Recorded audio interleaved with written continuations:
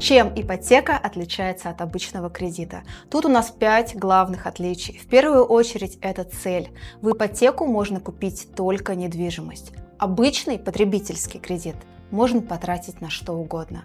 Второе – это залог. Вы становитесь собственником, но до полного погашения ипотечного кредита недвижимость остается в залоге у банка. Третье отличие – первоначальный взнос. Для ипотеки необходимо накопить минимум 20% от стоимости недвижимости. Четвертое – это срок. Ипотека выдается на срок до 30 лет, кредит обычно до 5 лет.